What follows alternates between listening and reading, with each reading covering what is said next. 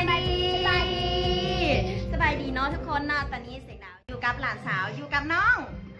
และน้องโอเคมื้อนี้พวกเรา3 คนจะมาฝึกกันเล่าบางสูตรเนาะโดยที่แสงดาวจะเป็นพิธีกรให้กับ2 สาวเพิ่นได้เล่าบางสูตรกันเนาะตั้งแต่บาง2ฮอดบางจิกก่อนเนาะโอเคฉะนั้นจะให้น้องแพลว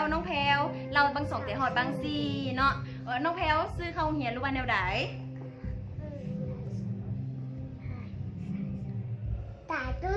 ลูกซื้อสายสมอนโดยลูกเรียนอยู่ปอใดแล้วลูกปอเกียมเนาะโอเคน้องพลอยเดสซื้อเข้าเรียนมาจังใดพุทธศรนามสกุลอย่างลูกจือบนามสกุลแม่ลูกเด้มีล่าโนอ่อนสีลาโอเคค่ะจะมาเริ่มเล่าบางสูตรกันเลยน้องแพลวเล่าแต่วัน2ค่ะบางสิ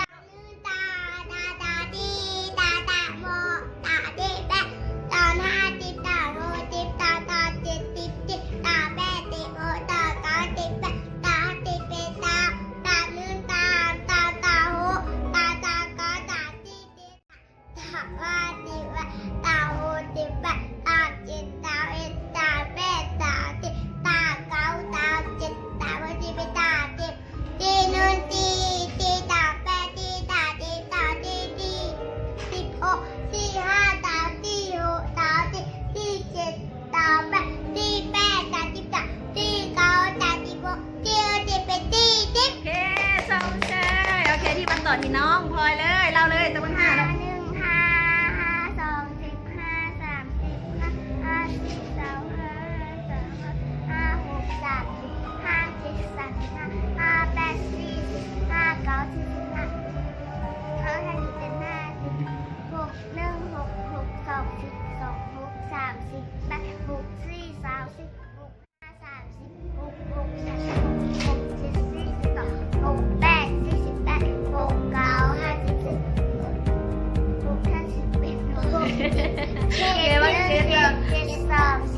เป็นเสียงเพลงไปเลยนะลูกเนาะ